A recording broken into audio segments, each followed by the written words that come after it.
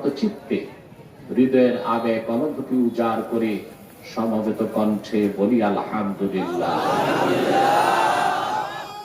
অগণিত অসংখ্য দরুদ ও সালাম আল্লাহর সৃষ্টির প্রধান আকর্ষণ, বিশ্ব সভার সভাপতি, সকল নবী রাসূলগণের মাথার তাজ, শামসুল হিদায়াত, বদরুদ্দুজা, সাইয়্যিদুস সাকালাইন, ইমামুল মুরসালিন, খাতামুন নবিয়্যিন ওয়াল মুরসালিন, আফতাবে নবুওয়াত, শাহনশাহে রিসালাত, সরকারে দো জাহান, সুলতানুল মদিনা, নবিয়ুল আম্বিয়া, হুজুরে আকরাম, নূরে মুজাসসাম, নূরুন আলা নূর, সাইয়্যিদিনা হাবিবিনা শাফিঈনা মাওলানা মুহাম্মদ সাল্লাল্লাহু আলাইহি ওয়াসাল্লামের উপর আল্লাহ পাক যাকে আজ থেকে ১৫০০ বছর আগে প্রেরণ করেছেন, সর্বশ্রেষ্ঠ ও সর্বশেষ নবী ও রাসূল হিসেবে, যার পরে আজ পর্যন্ত পৃথিবীতে অবশ্যই কোন প্রকার এই নবী কিংবা রাসূল অবশ্যই আসে নাই, অবশ্যই এখনো নাই, অবশ্যই কিয়ামত পর্যন্ত আসবে না। সম্মানিত সুধী, সে সকাল থেকে আপনারা বক্তব্য শুনে আসছেন, ঠিক কিনা? সালাতুল জুমুয়ার পরে আবার দ্বিতীয় পর্ব শুরু হয়েছে। আজকের এই দিনের বেলার মাহফিলটিতে কোরআন কারীমের বরকতে আল্লাহ তাআলা সফলতার শীর্ষ স্থানে পৌঁছে দিয়েছেন, আলহামদুলিল্লাহ। এতে আপনারা খুশি না বেজার? আমি কোনো ভূমিকায় যেতে চাই না, কারণ সময় তো খুব সংকীর্ণ। আসার পরও আমি একটু অপেক্ষা করেছি। আমার আগে পূর্ববর্তী আলোচক মাওলানা কামরুল ইসলাম সাদি সাহেব, তিনি বক্তব্য রাখছিলেন এবং মাদ্রাসার স্বার্থে কিছু সময় তিনি নিয়েছেন। তা আমি তো মনে করি মাদ্রাসা এটা আপনাদের না আমারও মাদ্রাসা, সেজন্য আমিও এই স্যাক্রিফাইসকে গ্রহণ করেছি, আলহামদুলিল্লাহ। কিন্তু আপনারা প্রচুর সংখ্যক লোক এসেছেন, ওয়াজ হয়ে গেছে, এখন দোয়া বাকি। তবে আমি জানি শুধু দোয়ায় খুশি না, আপনারা কিছু দাওয়াও চান। সেই লক্ষ্যে কোরআন কারীম সূরা মায়দা থেকে ৩য় আয়াতের অংশ বিশেষ আমি তেলাওয়াত করেছি। এই অংশটুকুকে কেন্দ্র করে নির্ভরযোগ্য মুফাসসির এবং মুহাদ্দিসগণের দৃষ্টিকোণ থেকে কিছু কথা আপনাদের সামনে তুলে ধরার চেষ্টা করব। যদি আল্লাহ পাক আমাকে ও আপনাদেরকে তৌফিক ভিক্ষা দান করেন, বলুন আল্লাহুম্মা আমিন। আমরা কোনো ভূমিকায় না যে সরাসরি মূল আলোচনায় প্রবেশ করব। তবে যে ভাইরা দাঁড়িয়ে আছেন তাদেরকে আমি অনুরোধ করব, যদি পারেন একটু বসেন। সবাইকে বলছি না, কারণ আমাদের মাহফিলগুলোতে অনেক সময় হিন্দু বা অমুসলিমরাও আসে, তারা দাঁড়িয়ে থাকে, বসতে লজ্জা পায়। আমরাও তাদের বসতে বলি না, লজ্জা পাবে। আমরা মনে করি তারা যেভাবে খুশি সেভাবেই দাঁড়ায়। সেই রকম অমুসলিম ছাড়া মুসলিম ভাই যারা আছেন, আল্লাহর রাস্তে বসে যান।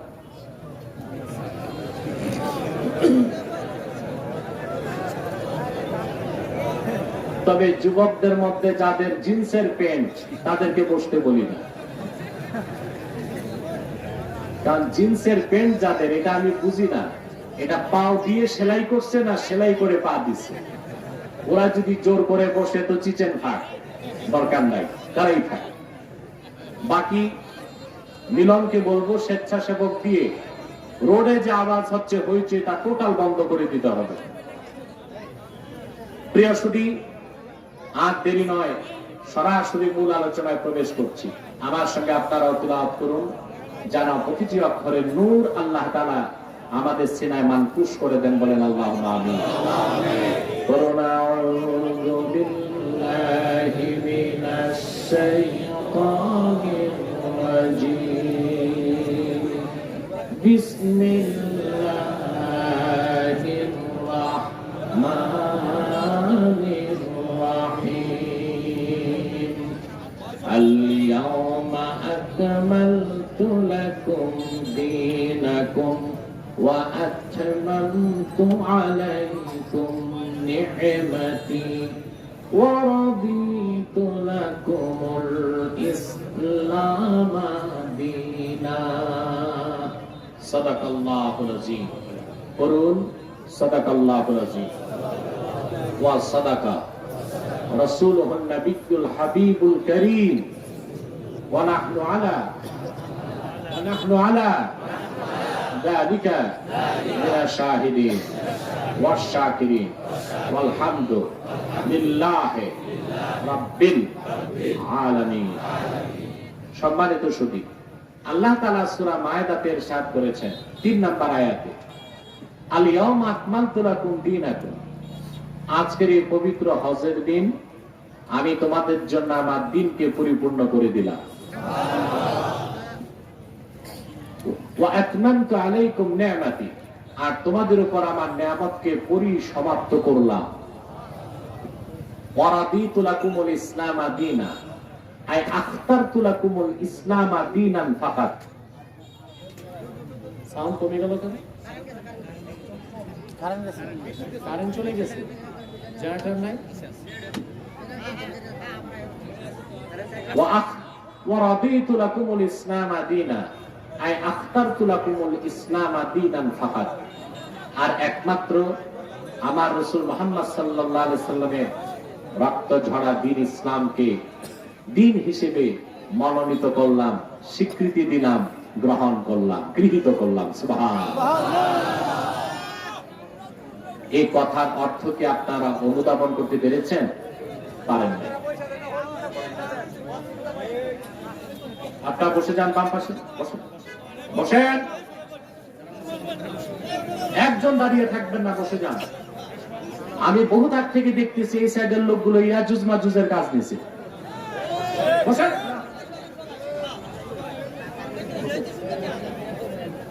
সম্মানিত সুধী, আল্লাহ তাআলা যে খোঁজ খবর দিলেন, ঠিক কিনা, তাকে অনুধাবন করতে পারছেন? অনুধাবন করতে পারেন নাই বলেই তেমন খুশিও হইতে পারেন নাই।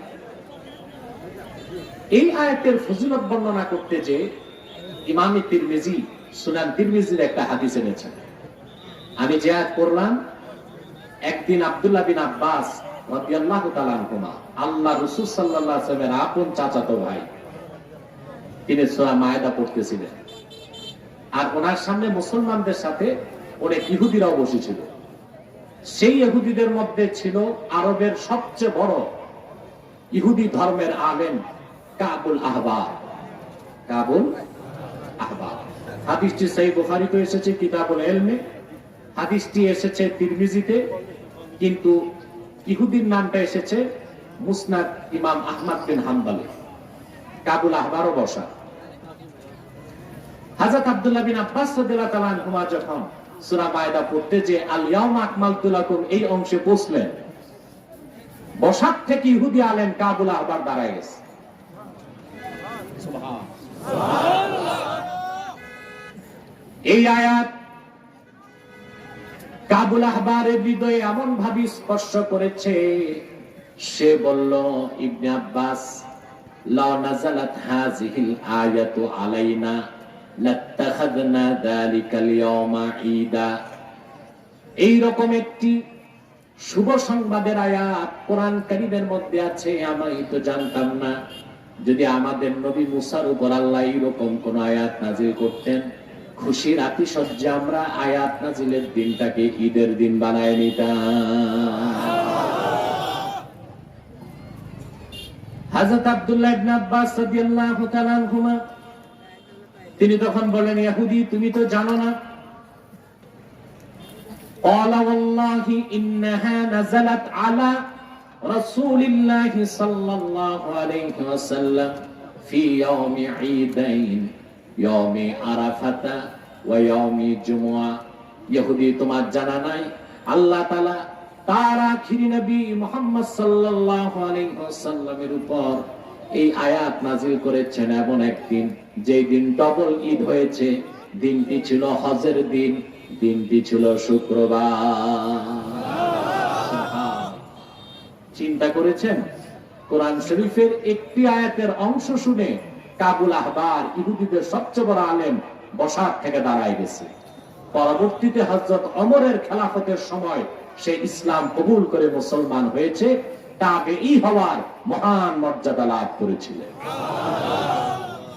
এখন একটি কথা না বললেই নয়, চিন্তা করে দেখেন, রাসূল করিম সাল্লাল্লাহু আলাইহি সাল্লামের নূরের জামানায় ১৫০০ বছর আগে অনেক কাফের মুশরিক এইরকম ছিল যারা ইসলাম গ্রহণ করে নাই, কিন্তু আল্লাহর কোরআন শুনতে তারা মজা পাইত। সুবহানাল্লাহ বলবেন।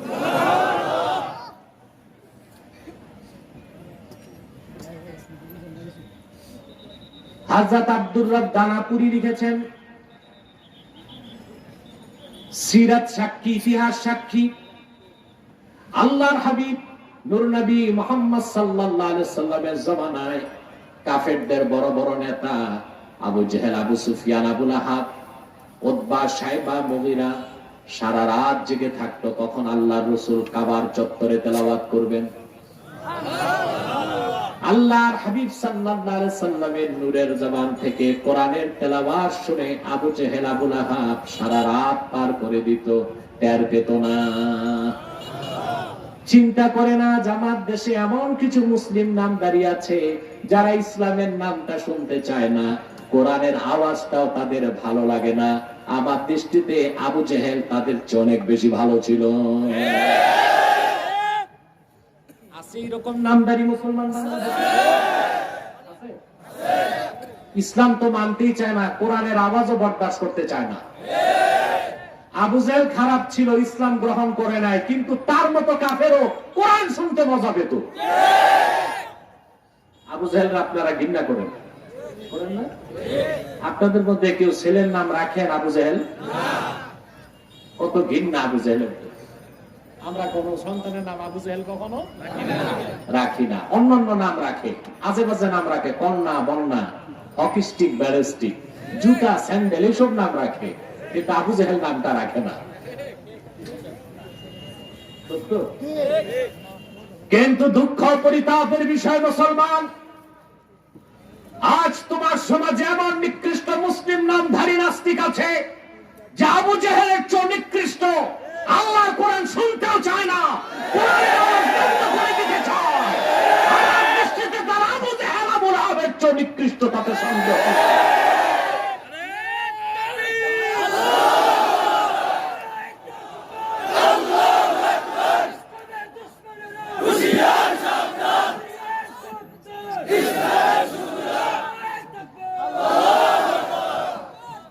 একজন তো বলেই ফেলছে, এত মাহফিল কেন বাংলাদেশে? মাহফিল দিয়ে মানুষকে আমরা ধর্মান্ধ বানাই। তার দুঃখ যাত্রা, থিয়েটার, পালাগান, আউল বাউল, ফাউলের দিন শেষ।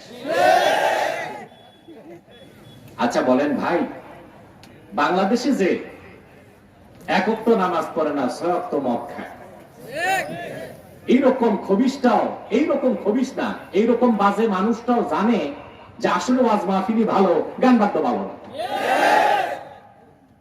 কিন্তু এইটা কি রকম শয়তানে আখরাস, যেটার কাছে মাহফিল ভালো লাগে না। আমি তো শয়তান দেখি নাই, ওরে দেখে ভাবছি শয়তান এইরকমই হয়। ঠিক কিনা? আবু জেহেল ইসলাম কবুল করে নাই, কিন্তু কোরআন শরীফ শুনতে মজা পাইতো। ১৫০০ বছর আগে ইহুদিরা তন্ময় হয়ে কোরআন কারীম শুনতো। কাবুল আহবার বসার থেকে দাঁড়ায় গেছে, পরবর্তীতে মুসলমান হয়ে গেছে। বলেন সুবহানাল্লাহ। আল-ইয়াওমা আকমালতু লাকুম দীনাকুম।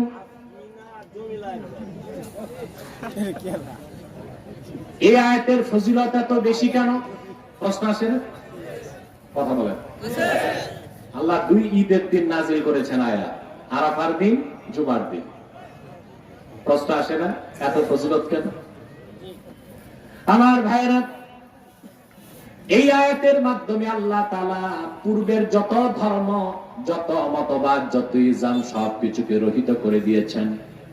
আখিরি নবী মুহাম্মদ সাল্লাল্লাহু আলাইহি সাল্লামের রক্ত ঝরা দিন ইসলামকে কিয়ামত পর্যন্ত দিন হিসেবে আল্লাহ স্বীকৃতি দিলেন। আর উম্মতে মুহাম্মাদীকে গোটা সৃষ্টি কুলের মধ্যে শ্রেষ্ঠত্ব দান করে আখিরি শেষ জাতি হিসেবে নির্ধারণ করে দিলেন। ইমামে খাজেন রাহমাতুল্লাহি আলাইহি তাফসীর খাজেনে এই আয়াতের ব্যাখ্যা লিখতে যে লিখেন, আল্লাহর আখিরি নবী, নবীগণের মাথার তাজ, আমার নূর নবী মুহাম্মদ সাল্লাল্লাহু আলাইহি ওয়াসাল্লাম ১৫০০ বছর আগে যখন বিদায় হজ্জে আরাফার ময়দানে আসলেন, আল্লাহর হাবিবের সামনে ১,২৪,০০০ সাহাবী দাঁড়ায় ছিলেন। আল্লাহর হাবিব একটি উষ্ট্রির পিঠে বসেছিলেন। আসর নামাজের শেষ সময়, মাগরিব নামাজের আগে আল্লাহর হাবিব দুনিয়ার থেকে বিদায় নিয়ে রফিকে আলা আল্লাহর কাছে চলে যাবার মাত্র ৮১ দিন আগে, মাগরিবের আগে এই আয়াত নাজিল হলো। আল্লাহ ঘোষণা করলেন, আল-ইয়াউমা আকমালতু লাকুম দীনাকুম, ও বিশ্বের মানুষ, আজকের এই দিনে আমি তোমাদের জন্য দিনকে পরিপূর্ণ করে দিলাম।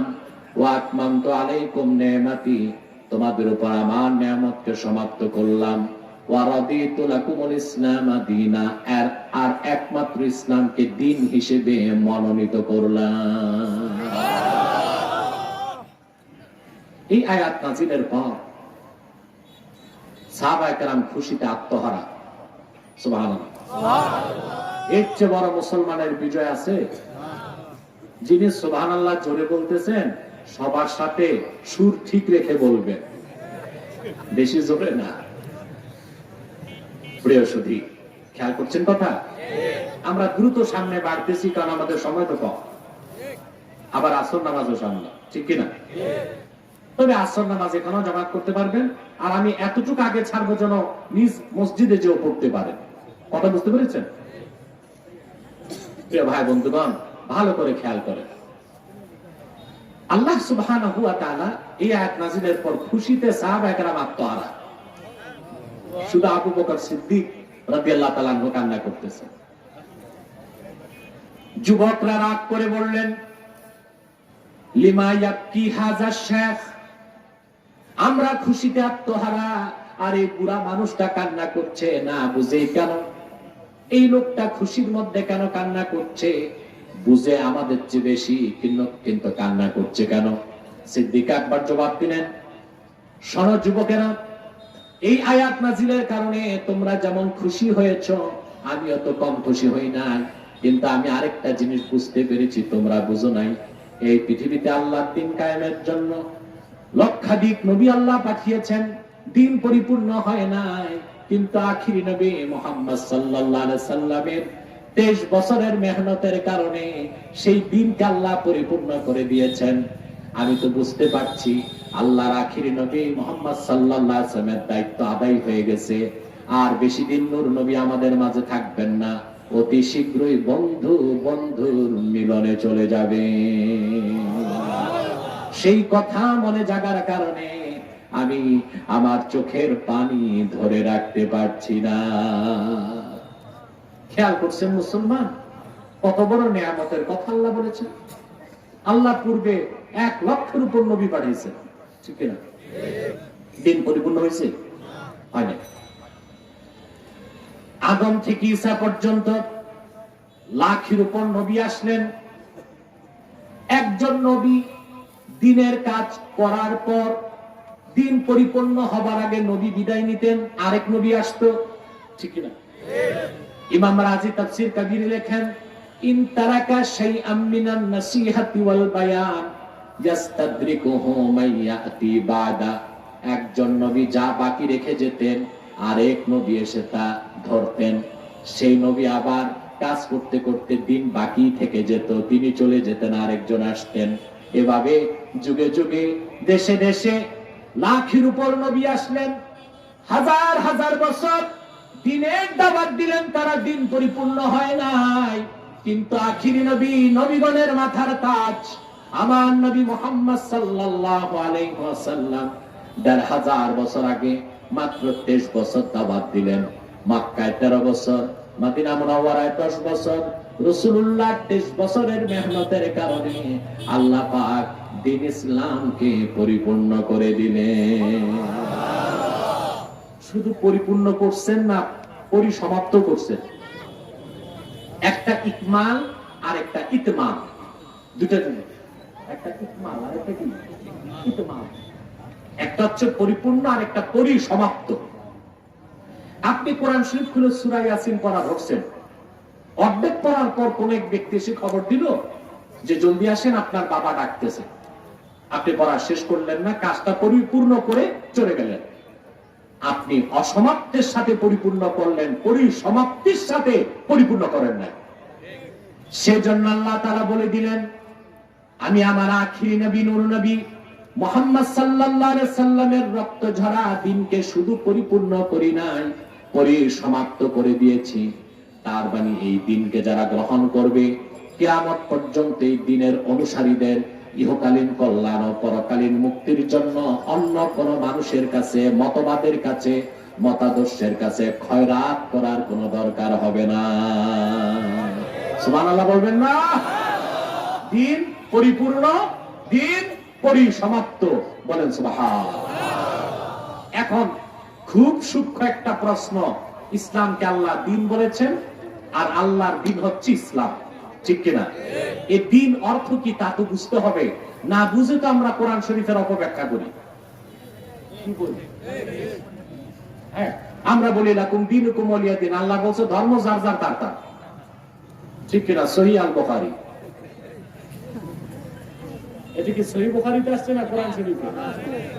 ইন্নামাল আমালু বিন্নিয়াত, আল কোরআন। এটা কি কোরআন শরীফে আসছে না বুখারী শরীফে?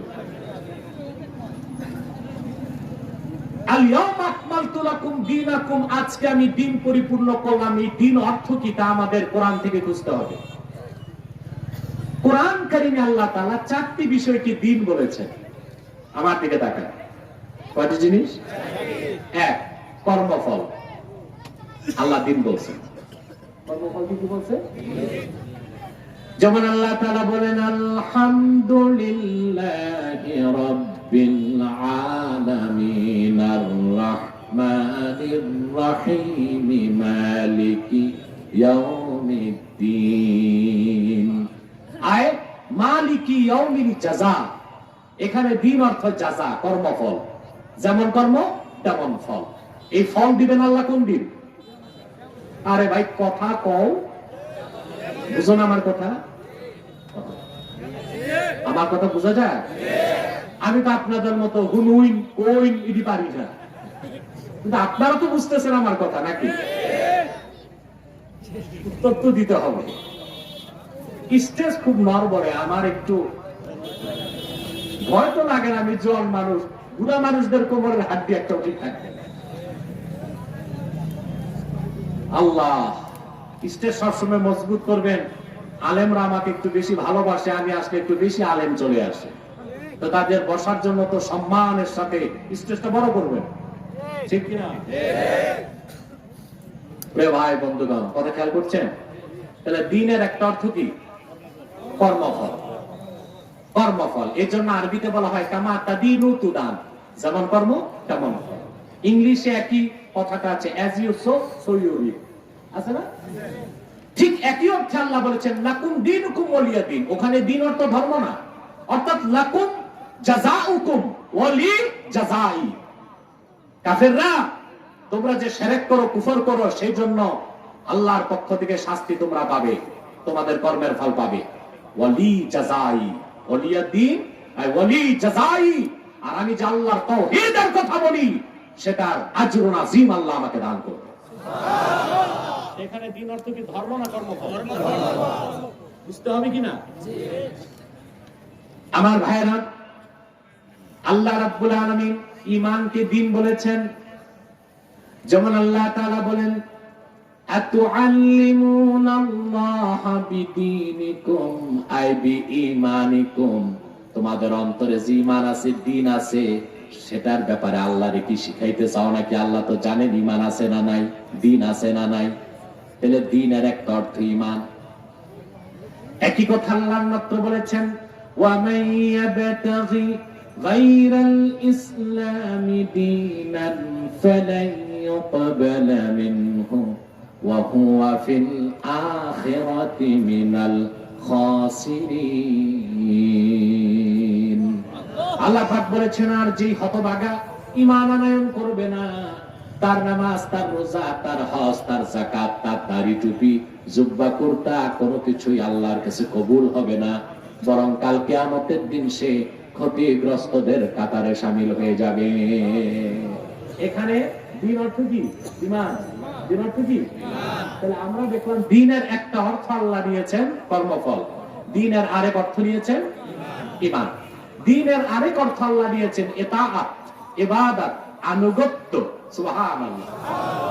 যেমন আল্লাহ তাআলা বলেছেন ওয়ামা উমিরু ইল্লা লিয়া'বুদুল্লাহা মুখলিসিনা লাহুদ্দিন। আল্লাহর পক্ষ থেকে পূর্ববর্তীদেরকে এই আদেশই করা হয়েছিল তারা যেন একমাত্র ইবাদত করে আল্লাহর জন্য, মুখলিসিনা লাহুদ্দিন, আর ইতাআত ইবাদতকে যেন আল্লাহর জন্য খালেস করে। এখানে দিন অর্থ হচ্ছে ইবাদত। তাহলে আমরা কয়টা অর্থ পেলাম? জোরে বলেন ভাই। এই পর্যন্ত তিনটা পেলাম। দিনের একটা অর্থ কর্মফল, দিনের একটা অর্থ ঈমান, দিনের একটা অর্থ ইবাদত। দিনের আরেক অর্থ হলো বিধান, আহকাম, জীবন বিধান। সুবহানাল্লাহ বলবেন। আল্লাহ তাআলা সূরা মায়দায় বলেছেন আল ইয়াউমা আকমালতু লাকুম দীনাকুম। এখানে দিন অর্থ জীবন বিধান, তার আরেক নাম হলো শরীআতে মুহাম্মাদী। সুবহানাল্লাহ। তাহলে দেখা যায় শুধুমাত্র মাদ্রাসা কেন দরকার? প্রশ্ন আসে না? আপনি বাড়িতে বসে কোরআন হাদিস চর্চা করে আলেম হইতে পারবেন না, ফতোয়াও দিতে পারবেন না। আপনাকে ইলম অর্জন করতে মাদ্রাসায় যেতেই হবে। যেমন ডাক্তার হতে ডাক্তারের কাছে যেতে হয়, সায়েন্টিস্ট হতে সায়েন্টিস্টের কাছে যেতে হয়। ঠিক কিনা বলেন? আল্লাহ ওয়ালা হতে আল্লাহ ওয়ালার সোহবত লাগে।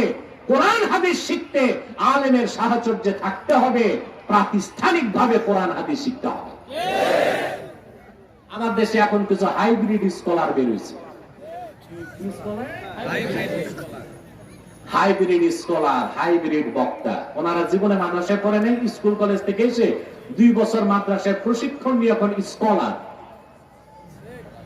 লাউ, কদু, কুমড়া, শশা এগুলো চলে হাইব্রিড। মৌলবী যদি হাইব্রিড হয় আর ডাক্তার হাইব্রিড হয় তো জনগণের ঈমান নষ্ট হবে আর জীবন নষ্ট হবে। এখন আপনি অভিধান দেখে কোরআন হাদিস পড়বেন, আল্লাহ কোথায় কোন শব্দের কি অর্থ নিছে তা তো বের করতে হবে হাদিস দিয়ে। ঠিক কিনা? হাদিসে কোন শব্দের কি অর্থ তা বুঝতে হবে উসুলে ফিকহ দিয়ে। এখন কোরআন হাদিস উসুলে ফিকহ পড়তে হলে আপনাকে নাহও, সরব, লুগাত পড়তে হবে। অন্তত 10টা বছর মাদ্রাসায় ডাল খাইতে হবে। ডাল খান আর গোশত খান, মানে অন্তত 10টা বছর মাদ্রাসায় থাকতে হবে, যোগ্য ওস্তাদের সাহচর্যে পড়াশোনা করতে হবে। নতুবা আপনি হবেন হাইব্রিড মৌলবী, হাইব্রিড স্কলার। এতে জনগণের ঈমান নষ্টের সম্ভাবনা থাকবে কিনা? দেখেন আপনাদের দেশে যারা এমবিবিএস ডাক্তার হয়, কি ডাক্তার হয়? কিভাবে এমবিবিএস হয়? প্রথমে সায়েন্স ডিপার্টমেন্টে এইচএসসি পাস করে, তাও নরমাল পাস না, জিপিএ 5 গোল্ডেন লাগবে। ঠিক না? তারপর কয়েক লক্ষ ছাত্রের মধ্যে কম্পিটিশন দিয়ে মেডিকেলে টিকতে হবে, মেডিকেল কলেজে ভর্তি হতে হবে। তারপর মেডিকেল কলেজে যোগ্য প্রফেসরের তত্ত্বাবধানে চিকিৎসা বিজ্ঞান পড়তে হবে কমসে কম 6 বছর। তারপরে এমবিবিএস। আপনি মেডিকেল সায়েন্সে ব্যাচেলর, এমবিবিএস, নাকি মা বাবার বেকার সন্তান? বুঝেন? এই এমবিবিএস এর বাংলাদেশে এখন কোনো ভ্যালু নাই। এফসিপিএস করতে হয়, আগে এফআরসিএস ছিল। ঠিক না? এখন মনে করুন এই এমবিবিএস এর 6 বছরের বইগুলো বাংলাতে পাওয়া যায়। আপনি ক্লাস 2 পাস, বাড়িতে এই বইগুলো 6 বছরের বইগুলো নিজে নিজে 12 বছর পড়লেন। তারপর নান্দাইল বাজারে একটা চেম্বার দিয়ে বসলেন রুগী দেখতে। মাসে কয়টা রুগী মরবে আর কয়টা বাঁচবে? সবই তো মরবে। ঠিক না? কারণ আপনি 6 বছরের বই পড়ছেন বাংলায় 12 বছর, তাতে ডাক্তার হইতে পারবেন না। আর এইরকম ডাক্তারের কাছে গেলে জীবন ভালো, যে ভালো মানুষ মরে যাবে। ওই যে এক লোক বট গাছের নিচে ডাক্তার বসছে, গ্রাম দেশে আগে বসতো বট গাছের নিচে ডাক্তার, বুঝলেন? টেবিল, 3টা পায়া, একটা বাঁশ। গেছে রুগী দাঁতের ডাক্তার দেখাইতে, এইরকম স্যার দাঁত একটা নড়ে ফেলে দিবেন, কত লাগবে? তো বেশি না, 10 টাকা।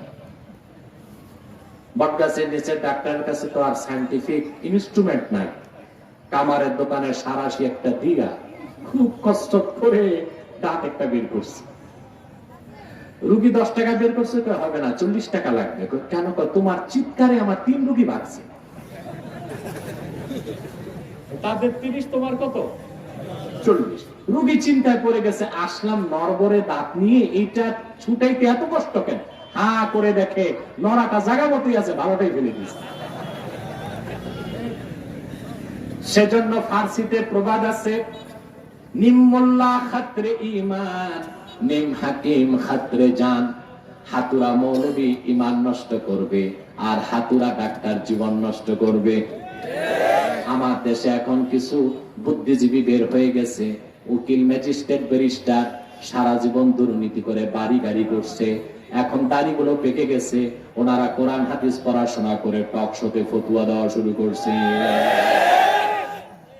এতে ডাক্তার যেমন জীবন নষ্ট করে, এরা কি নষ্ট করতেছে?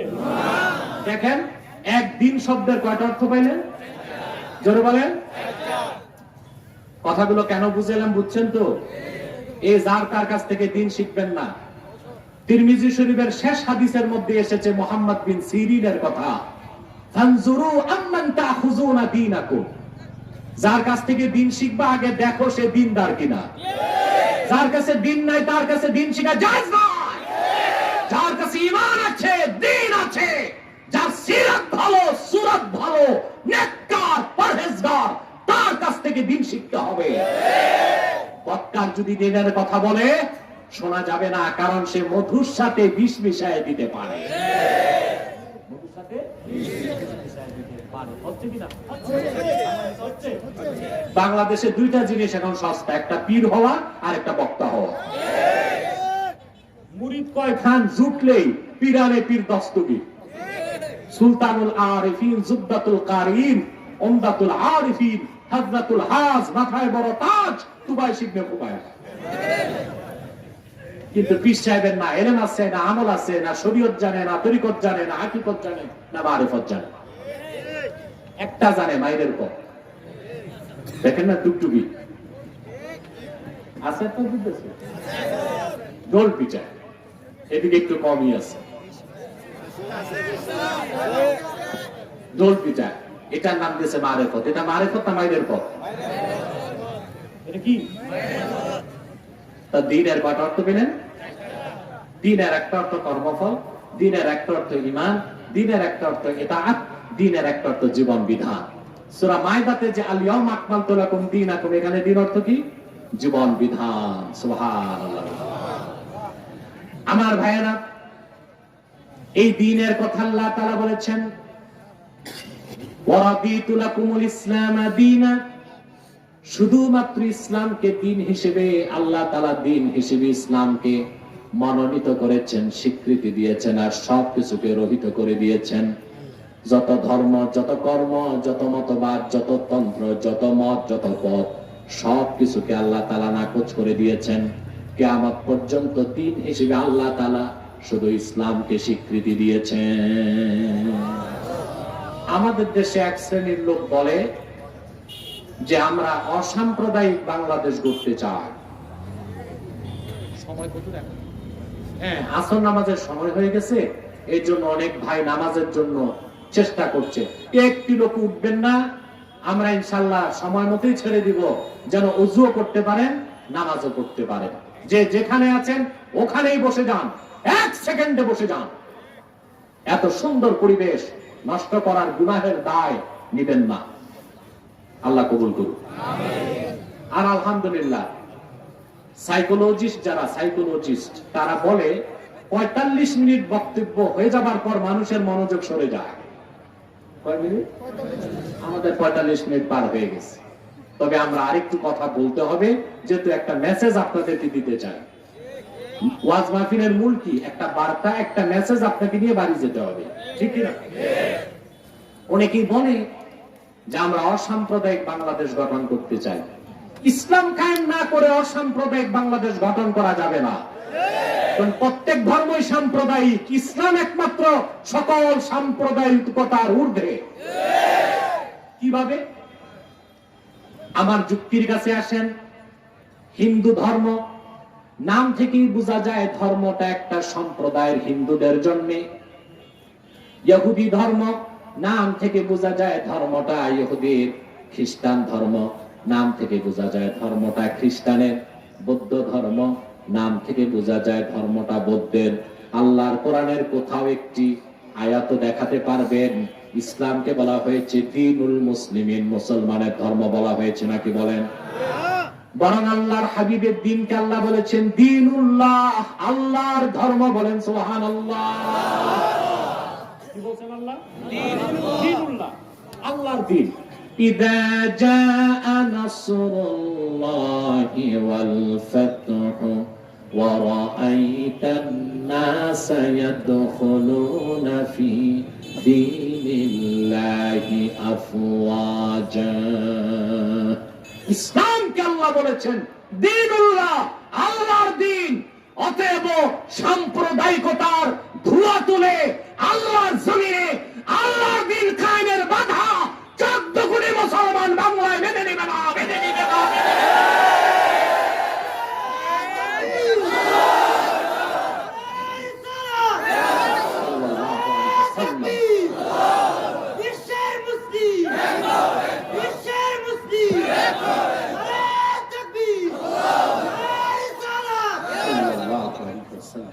আল্লাহ কবুল করুন, আল্লাহ মঞ্জুর করুন, বলুন আল্লাহুম্মা আমিন।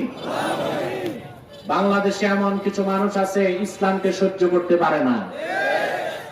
ইসলামের সাথে বিরোধিতা করলে দেশেও থাকা যায় না, দেশ থেকে বিতাড়িত হতে হয়, দল থেকে বিতাড়িত হতে হয়। যে পশ্চিমাদের দালালি করে তারাও ঝাড়ু ঝাঁটা দিয়ে বিতাড়িত করে দেয়, পার হতে দেয় না।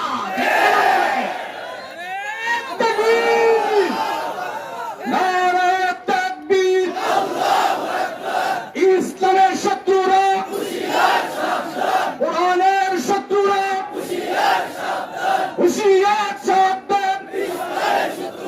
আল্লামা আব্বাসী সাহেব জিন্দাবাদ, জিন্দাবাদ। নারায়ে তাকবীর। প্রিয় ভাই বন্ধুগণ, ইসলাম সাম্প্রদায়িকতার ঊর্ধ্বে। ইসলাম রাষ্ট্রীয়ভাবে দিন কায়েম হলেই সকল ধর্মের লোক নিরাপত্তা পাবে,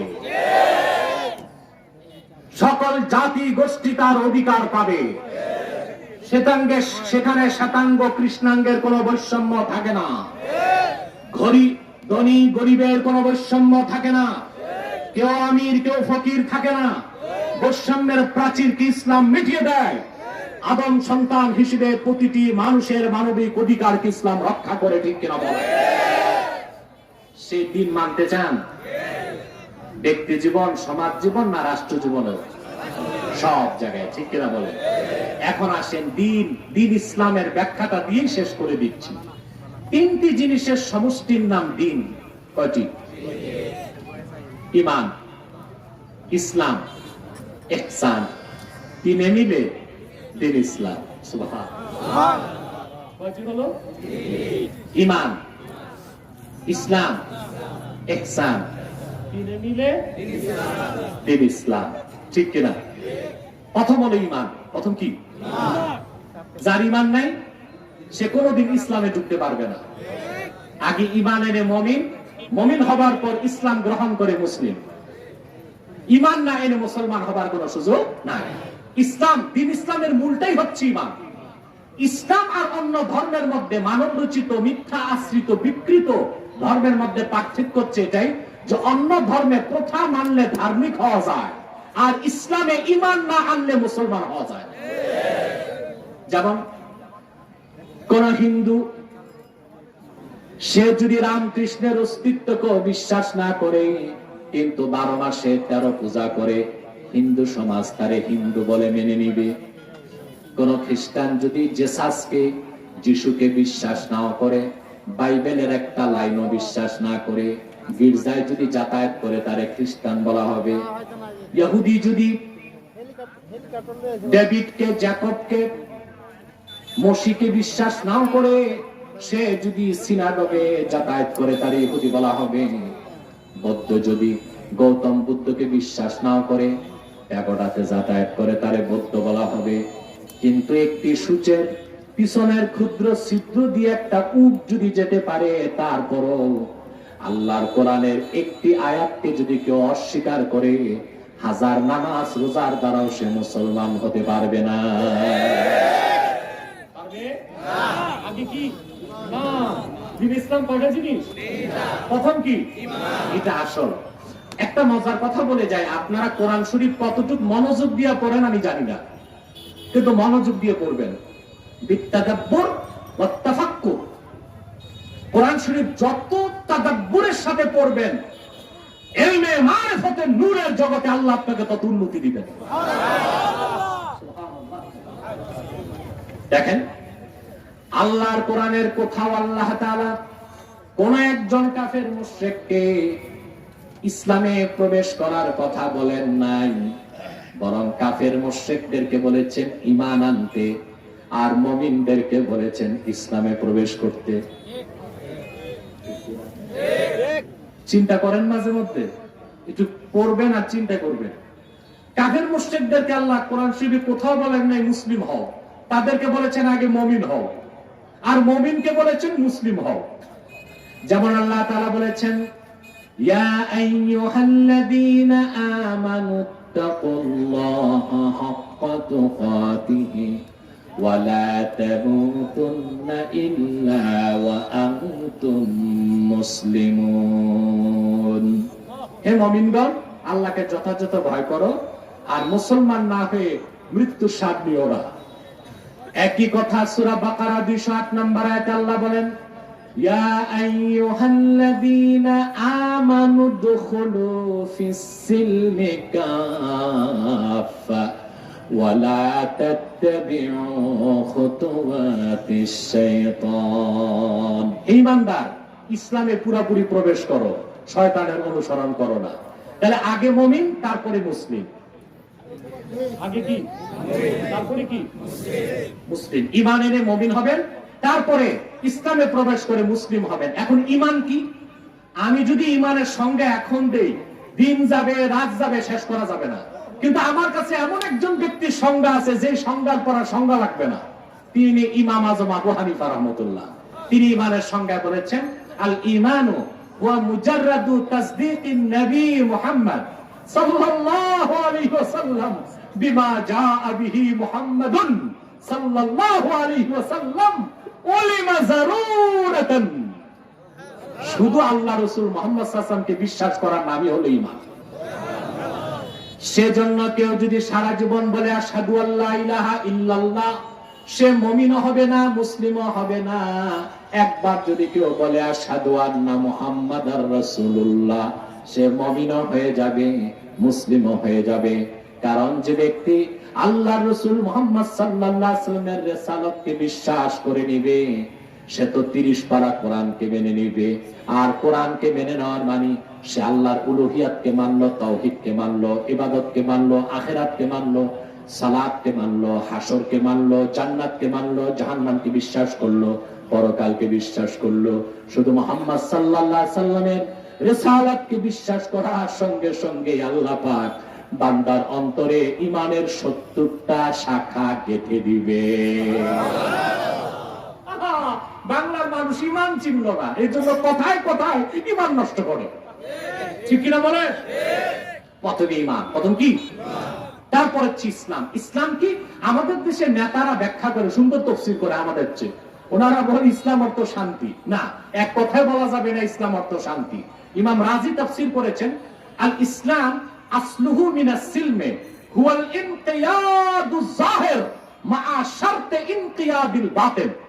ঈমান আনার পরে, পুরা ঈমান এসে যাবার পর, আল্লাহ ও তার রাসূলের সব হুকুমকে বাহ্যিকভাবে মাথা নত করে মেনে নেওয়ার নাম ইসলাম। এর নাম কি? নাম কি?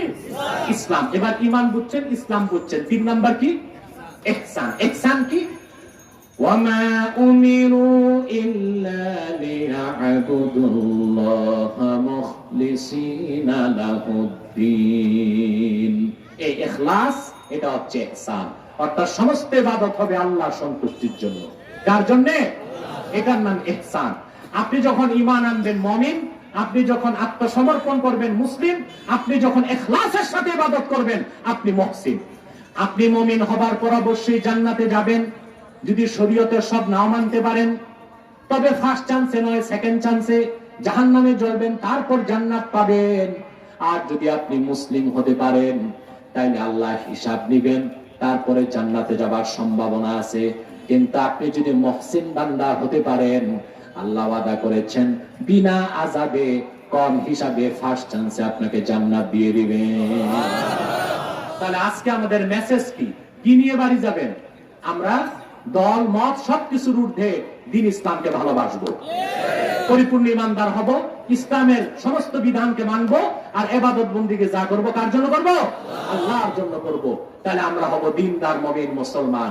মৃত্যুর সাথে সাথে চোখ বন্ধ করলেই আল্লাহর জান্নাত পেয়ে যাব। রাজি আছেন? ইবাদত করবেন কার জন্য? ওই যে আপনাদের এদিকে কোথায় যেন এক চেয়ারম্যান, ময়মনসিংহ না শেরপুর না নেত্রকোনায়, এই লোক মসজিদ বানাই দিছে। হেরে যাবার পর টিন খুলে মসজিদ নিয়ে গেছে। আরে চেয়ারম্যান, দুনিয়ায় তো পাওনে, আখেরাতে যে একটা রাখছিল তাও তো গেছে, ঠিক কিনা? না, আমাদের চেয়ারম্যান অনেকে উপস্থিত আছে। আসলে এই ভাই চেয়ারম্যান নিতে দাঁড়াইছে না, আবার আমাদের আরেকজন চেয়ারম্যান প্রতিনিধি আছে, বুঝলেন? আল্লাহ তাআলা যেন যার নিয়ত যত পবিত্র, যার নিয়ত যত ন্যাক, তারই জন্য সফল করে। ঠিক আছে, নামাজ পড়তে হবে। এই চেয়ারম্যান সাহেব আগায় গেছে, দাঁড়িয়ে আছে, নামাজও পড়ে, দাঁড়িয়ে রাখতে হবে, নামাজও পড়তে হবে। আমি দোয়া করি, আমি দোয়া করি। ও প্রার্থী না, আগে আপনি প্রার্থী, বর্তমানে আছেন। ঠিক আছে, আরো যত প্রার্থী সবার জন্য দোয়া করি। কিন্তু সব প্রার্থীকে বলবো 5 ওয়াক্ত নামাজ পড়তে হবে, সুন্নত তরিকায় চলতে হবে। আল্লাহ কবুল করুন। এই আপনি হাত পাখা না? ঠিক আছে, বসেন। আর অনেক প্রার্থী আছে, সবার জন্য আমি দোয়া করব। এবার যারা দাঁড়িয়ে আছেন বসে যান। সাদাকাল্লাহুল আযীম ওয়া সাদাকা রাসূলুহুন নবিয়ুল কারীম ওয়া নাহনু আলা যালিকা মিনাশ শাহিদিন ওয়া শাকিরিন আলহামদুলিল্লাহি রাব্বিল আলামিন। বাস আর 10 মিনিট আমি কষ্ট দিচ্ছি, আর একটাও কোনো আলোচনা করবেন না। আমি প্রিয় সুধী,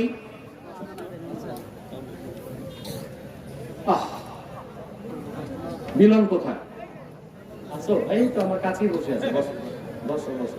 সূর্যের আলোটা পড়তেছে খুব চোখে। তুমি দাঁড়ায় থাকো, এই তুমি দাঁড়ায় থাকো। ঠিক আছে,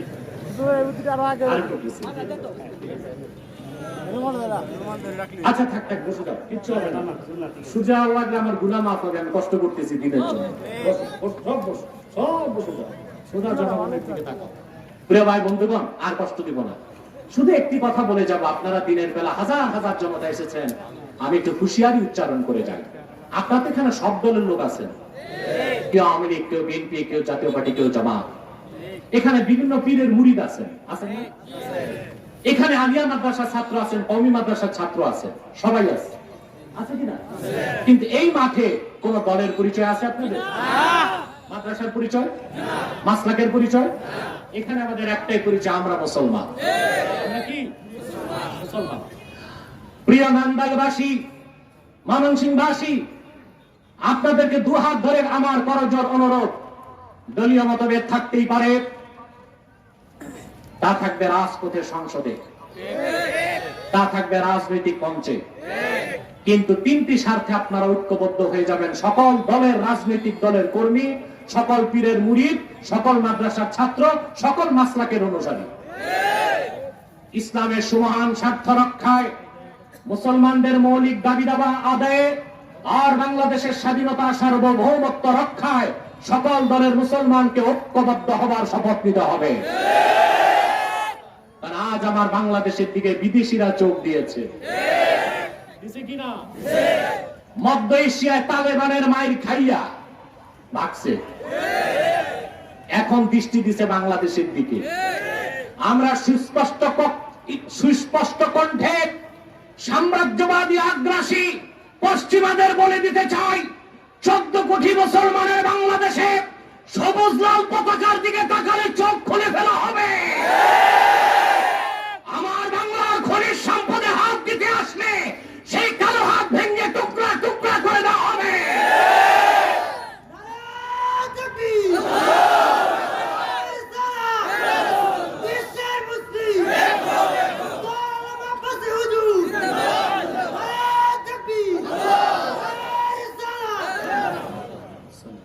প্রিয় ভাই বন্ধুগণ, আমরা বিজাতিদেরকে কোনো সুযোগ দিব না। সেজন্য ঐক্যের প্রয়োজন আছে, আছে কিনা? কয়টি স্বার্থে ঐক্যবদ্ধ হবে? ইসলাম, মুসলমান, রাষ্ট্র। মনে থাকবে? ইসলাম বাম পাশে বসে, একটু পিছনে বসে, বাম পাশে বসে, হাত লাগলে ব্যথা পাবে না। প্রিয় ভাই বন্ধুগণ, এই ইসলাম, মুসলমান আর বাংলাদেশের স্বাধীনতার বিরুদ্ধে চক্রান্ত করে যাচ্ছে দুইটি অমুসলিম সম্প্রদায় বাংলাদেশ। একটি হলো কুখ্যাত কাদিয়ানী সম্প্রদায়। নিঃসন্দেহে তারা অমুসলিম এবং কাফের। তাদেরকে যারা কাফের বলবে না, তারাও কাফের। কারণ তারা আল্লাহর আখির নবী মুহাম্মদ সাল্লাল্লাহু আলাইহি ওয়াসাল্লামকে আল্লাহর শেষ নবী হিসেবে বিশ্বাস করে না। এজন্য তারা কি? জোরে বলেন, তারা কি? কিন্তু মুসলমানের মতো দাড়ি রাখে, টুপি লাগায়, নামও রাখে, তাই বলে তারা মুসলমান হবে? দাড়ি রাখলে কেউ যদি মুসলমান হতে পারতো, তো রবীন্দ্রনাথ ঠাকুরের চেয়ে বড় মুসলমান কেউ। নাম রাখলে মুসলমান হওয়া যায়? এক শয়তান বোতলে পেশাব করে উপরে লেবেল দিয়েছে শরবত, শরবত হবে? টুপি লাগালে মুসলমান হওয়া যায়? মহাত্মা গান্ধী 2 হাত লম্বা টুপি লাগাইতেন, সে কি মুসলিম ছিল না অমুসলিম? অতএব দাড়ি রাখার দ্বারা, টুপি পরার কারণে, মুসলিমদের মতো নাম রাখার কারণে কাদিয়ানীরা মুসলমান হতে পারে না। আব্দুল আউয়াল, আব্দুল সামাদ, মুবাশশির আলী, কবির চৌধুরী, এসব নাম রাখার দ্বারা তারা মুসলমান হতে পারে না। আমার ভাইয়ের, আমার বন্ধুরা, আমার আল্লাহ ও নূর নবীজি আমার মুহাম্মদ সাল্লাল্লাহু আলাইহি ওয়াসাল্লামের ইসলাম ও কোরআনের হাজার বছর পরে বর্তমান ভারতের কুখ্যাত, পাঞ্জাবের কুখ্যাত, গুরুদাসপুরের কুখ্যাত কাদিয়ানে ইংরেজ আমলে এক শয়তান নিজকে নবী দাবি করছে। চিল্লায় বলেন নাউজুবিল্লাহ। ওই শয়তান তার নাম রেখেছিল তার বাপ মির্জা গোলাম আহমদ কাদিয়ানী। তাকে গোলাম আহমদ বলা যাবে না, কারণ গোলাম আহমদ অর্থ আহমদ এর গোলাম। কাদিয়ানের কাযযাব ছিল ইংরেজদের পা চাটা গোলাম, কুখ্যাত কাফের সে গোলাম আহমদ এর গোলাম ছিল না, সে ছিল কুখ্যাত শয়তানের কুখ্যাত গোলাম। কাদিয়ানের কাযযাব, মিথ্যানুপতের দাবিদার মির্জা গোলাম শয়তান কাদিয়ানির উপর গজব এসেছে 1908 সালে। যখন গজব এসেছে, কাদিয়ানের কাযযাব, মিথ্যানুপতের দাবিদার মির্জা গোলাম শয়তান কাদিয়ানি 1908 সালে ধ্বংস হয়ে কুখ্যাত জাহান্নামের কুখ্যাত কুকুরে পরিণত হয়েছে। তার অনুসারীরাও ধ্বংস হয়েছে। বর্তমানে কিছু কাদিয়ানি বাংলাদেশে আছে, তারা ইহুদি খ্রিস্টানের চেয়ে নিকৃষ্ট কাফের। তাদের আকীদা 1857 সালে কোরআন শরীফ বাজেয়াপ্ত হয়েছে। মদ এবং শূকরের গোশত খাওয়া হালাল। তাদের আকীদা ইংরেজদের তাবেদারি করা ফরজ, যারা ইংরেজদের তাবেদারি করে না তারা মুরতাদ। তারা নাম পরিবর্তন করে করে মিথ্যা পরিচয় দেয়। কখনো নিজেদের পরিচয় দেয় আহমদী জামাত, কখনো বলে আহমদিয়া জামাত, কখনো বলে আহমদী সম্প্রদায়, কখনো বলে আহমদিয়া সম্প্রদায়, কখনো বলে আহমদী মুসলিম জামাত, কখনো বলে আহমদিয়া মুসলিম জামাত। সাবধান, যত কাদিয়ানি ছিল আছে থাকবে, তারা কেউ আহমদী জামাত নয়, আহমদিয়া জামাত নয়, আহমদী সম্প্রদায় নয়, আহমদিয়া সম্প্রদায় নয়, আহমদী মুসলিম জামাত নয়, আহমদিয়া মুসলিম জামাত নয়। তারা শয়তানি জামাত, কুখ্যাত জাহান্নামের কুখ্যাত কুকুরের দল। আমাদের সকল দলের একটাই দাবি, অনতিবিলম্বে স্বাধীন বাংলায় শয়তান কাদিয়ানীদেরকে রাষ্ট্রীয়ভাবে অমুসলিম ঘোষণা করতেই হবে, করতেই হবে, করতেই হবে। এই দাবি আদায় যদি জানমাল দিতে হয়, কারা কারা প্রস্তুত আছেন হাত তুলে? সম্মানিত সুধী, তাদেরকে অর্থনৈতিক সহযোগিতা করবেন না? করেন? জি করেন। প্রাণ কোম্পানির জিনিস তাদের, সেজান কোম্পানির জুস তাদের, আরএফএল এর পণ্য তাদের, প্রথম আলো, ডেইলি স্টার, কালের কণ্ঠ, এগুলো তাদের। এগুলো ধরবেন না, কিনবেন না, বেচবেন না, মনে থাকবে। আরেকটি অমুসলিম সম্প্রদায় সম্পর্কে সতর্ক থাকবেন, এটা হচ্ছে ঈসাই তরিকা। খ্রিস্টানদের একটা গোপন দল মাঠে নামছে, যারা মানুষকে খ্রিস্টান বানাচ্ছে। কিন্তু খ্রিস্টান বানাবার পর খ্রিস্টান বলে না, বলে তুমিও মুসলমান, তবে ঈসার উম্মত মুসলমান। ঈসার উম্মত মুসলমান না খ্রিস্টান? তাদের সংখ্যা বর্তমান বাংলাদেশে 9.5 লক্ষ পার হয়েছে। কত পার হয়েছে? এরা ঈসাই তরিকা নামে চলতেছে, এদের থেকেও সাবধান থাকবেন। পারবেন তো ইনশাআল্লাহ?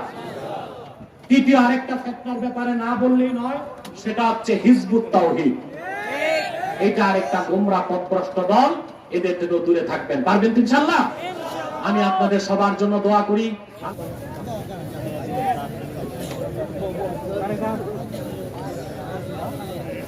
আমি উঠতে বলি নাই, ইস্তেগফার করতে বলছি। বুঝছেন?